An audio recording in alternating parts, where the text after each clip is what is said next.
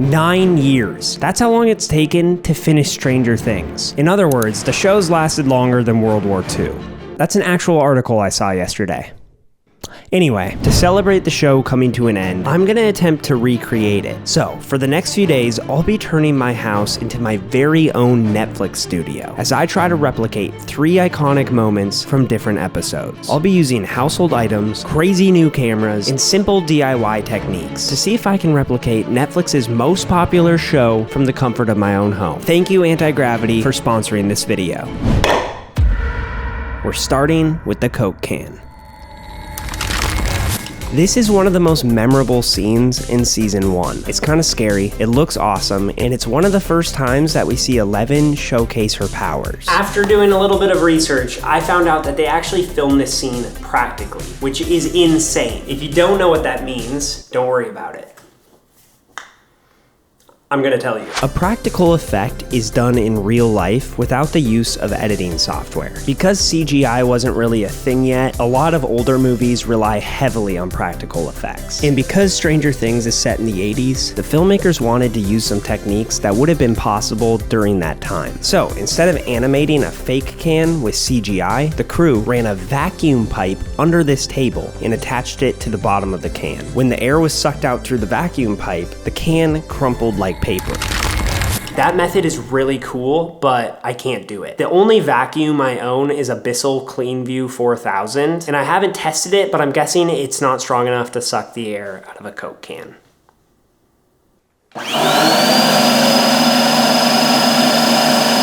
Okay, yeah, it doesn't work. We'll figure something out, okay? Let's do it. I might not have a super powerful vacuum, but I have another practical idea that I think will work just as well. So I think it's a good time to start building a set. Let's turn my living room into Hawkins' lab. I don't know what I'm doing. For this first shot, I'm keeping it as DIY as possible. So, with the exception of a few cheap props I got on Amazon, I'll just be using stuff I already have lying around the house. As the scenes increase in difficulty, so will the production level. But for this first one, I want to see the results we can get while keeping things relatively simple. One of the most important props in this shot is the headset that Eleven's wearing. And so I was like, how am I gonna make this, you know? That's kind of a crazy prop to make. But then I had an idea. Hold on. Are you seriously about to make one of the most important props of the scene using iPhone cables? That's exactly what I'm doing. I scoured my house and grabbed every white USB cable I could find. I'm still not sure if this is a genius idea or a really bad one, but either way, I'm gonna do it. And with this final step, my transformation into Eleven is complete. We're basically identical. Guys, I'm not shaving my head. That is one decision that I made early on in this video. The hair has to stay, okay? A single small light. Let's see how this looks. Okay, it's not bad, but the can is too dark. We need more light on that, and I also don't like how this background looks glossy. Let's fix that as well.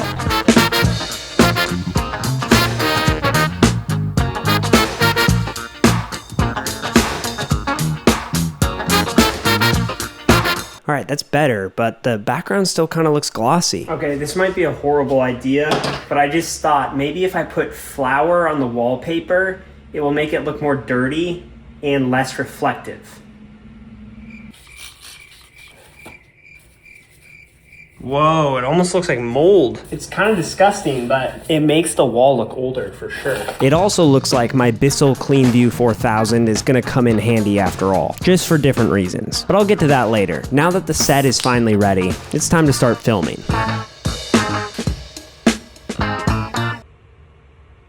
Remember, I have to make it look like I crushed the soda can with my mind. And to do this, I'm using a practical effect called...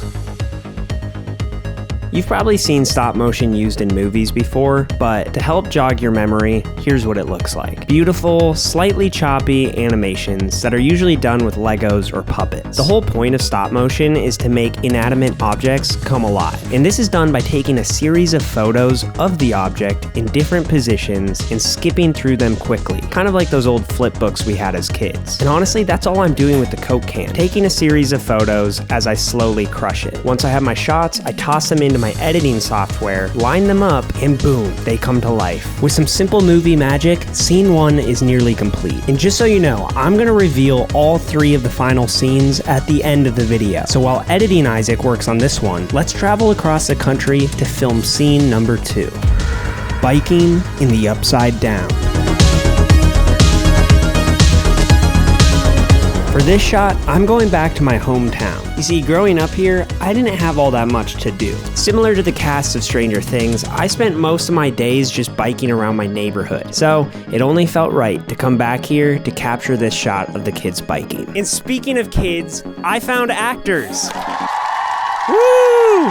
Now guys, these aren't just random kids, these are actually my nephews and niece, and they are extremely excited to be in this video. How much are we getting paid? What? How much are we getting paid? Seriously? So I keep seeing this specific shot from the show all over the internet. And for good reason, it's a technical masterpiece. I honestly have no idea how they filmed this. My best guess is that they mounted a cinema camera to a massive specialty drone, which probably has a gimbal head that allows the camera to flip upside down. So naturally, I was super intimidated to try it myself. At least I was, until I discovered some insane new technology.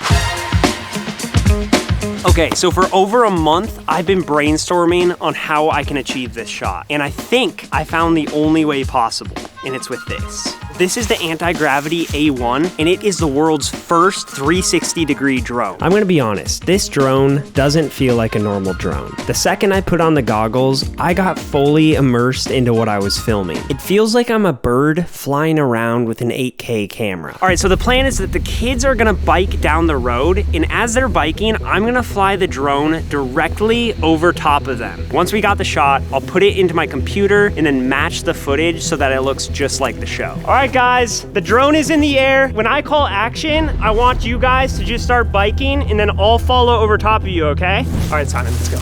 My other nephew, Simon, is actually filming for me, and because we're performing such a crazy camera move, we have to hide in the woods so that we don't end up in the background of the shot. Action! Keep in mind, this is just one part of the scene. Later tonight, we'll film the transition portion that goes into the Upside Down, and I'll stitch them together in editing. But for safety reasons, we're flying all the drone stuff during the day.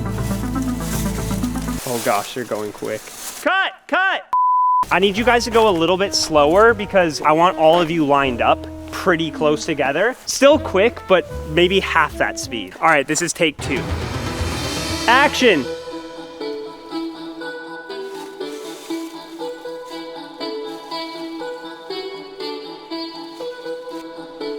Oh, cut! There, I almost hit a tree and the drone stopped for me and saved it. That was scary. Here we go, take 3. Flying this drone is a crazy experience because at one moment the shot looks like this, and at the next it looks like this.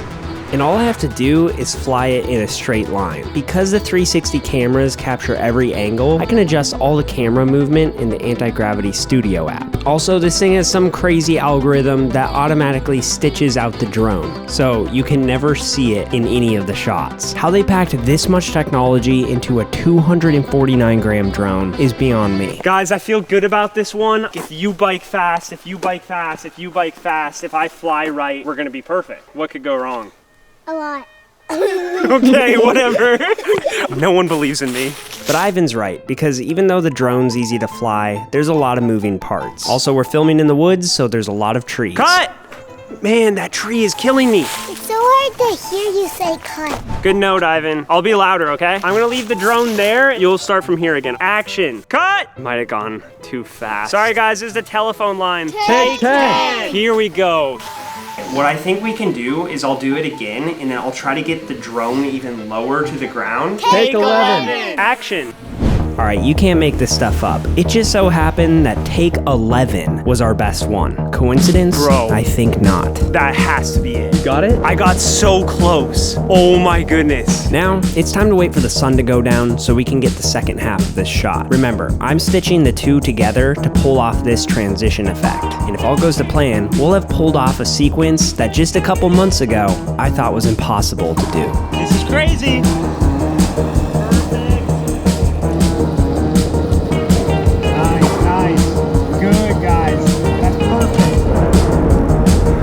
Alright, it's not done yet, but I think this one turned out even better than the first. So while editing, Isaac finishes this one, let's film our third and final scene. This one is kind of scary. Basically, Nancy discovers this hollowed out tree in the woods, and for some reason, she decides to crawl through it. But what she doesn't know is this tree is actually a gate to the Upside Down. Woo! Alright guys, I sent out a group text, and this is who showed up.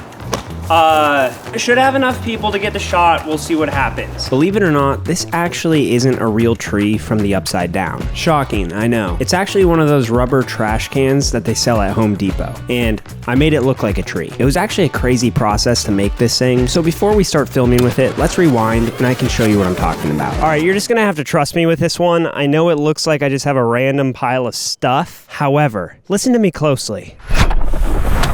I will turn this into a tree.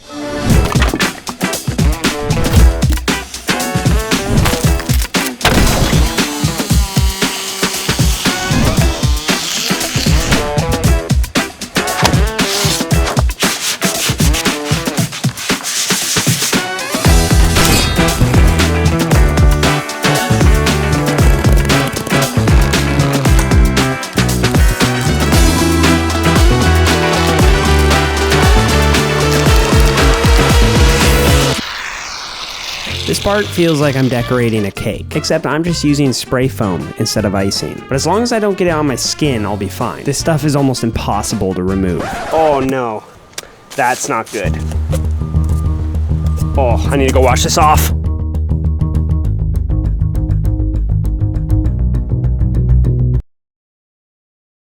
All right, I am really happy with how this is looking, but unfortunately, I'm out of spray foam. I bought 8 cans. I thought I bought too much, and I didn't buy nearly enough. I haven't even done the backside yet. Also, I think I need to make it taller, because right now it just looks like a stump and not a tree, so. I don't think I'm exaggerating when I say I made 5 separate trips to the Home Depot while building this thing. Making this tree became my full-time job. Guys, we're already getting weird creatures showing up on the tree. What is that? Thing's gotta be from the Upside Down. After adding another trash can and 8 more cans of spray foam, this thing is finally taking shape. But I'm gonna be honest, I still have tons of work to do before I can actually film with it. So, to keep this from being the most boring video of all time, I'm gonna hyperlapse through the next 3 days. Because whether it was the spray foam, putty, or paint, almost every step in this process required time so that the stuff could dry. But after multiple days, I finally had this. Haley's gonna be playing Nancy because she looks just like Nancy. Fitting image. Ryan is gonna play Jonathan, maybe, for the background of the first shot. Guys, I have to apologize to Ryan real quick. I ended up cutting out the only shot he was in because it didn't work with the rest of the sequence. This is the shot list I came up with. Very descriptive. Okay. While me, Ryan, and Haley were rehearsing the shots, I gave Cohen and Mitchell the job of learning to use the fog machine I bought. Oh! Gotta have seen that. The fog is gonna help add spooky atmosphere to the shots, especially the one where Haley enters into the tunnel. I don't know how this is gonna look. I built a tunnel.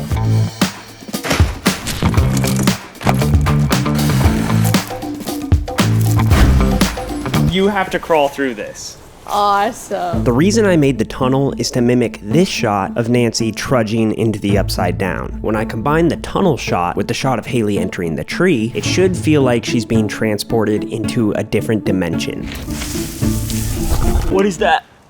Oh, gross. The type of stuff they don't show you behind the scenes. This build is okay, but this is all me. Look, Ryan may have lost his acting role, but he did a great job as set decorator. Now that the tree's looking extra spooky, it's time to start filming. All right, and cut, and action.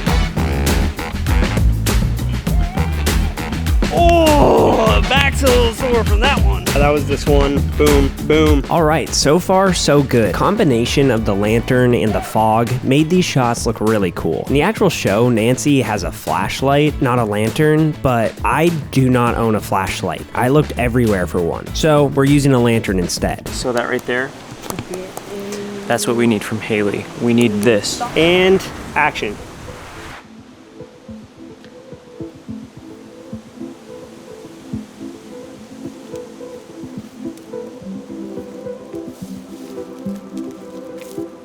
Okay, that one's great. So next step is Haley is actually gonna go into the tunnel that I made. When Isaac texted me that this would be my role, he said it would be a very glamorous role, he said. And it is, because vegetable glycerin is good for your skin. Yeah. It's really a spa treatment, if you think about it.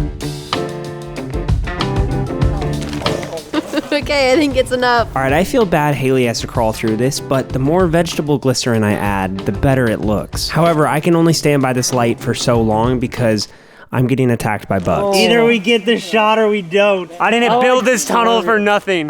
We basically only have one shot at this. All right, the pressure is on. Setting up the shot took almost an hour, and once Haley crawls through, the cobwebs and glycerin will have to be reset. And I'm just gonna be honest, we don't have time for that. We have one chance at this, and we have to make it work. Good job, Haley! And just like that, we only have 2 shots left. That looks so cool. One more shot! All right, everybody ready? Action. That's crazy. I'm happy with that. So, after a long, tedious night of filming, we were finally done. The funny thing is, I still have to edit all this. We're not actually done. Can I borrow your laundry machine? Yeah. And just like that, we have all 3 scenes filmed. Now it's just up to me to make them all flow together in the edit. And I'm not gonna lie, it took me a while, but I did eventually get it done. And here are the results.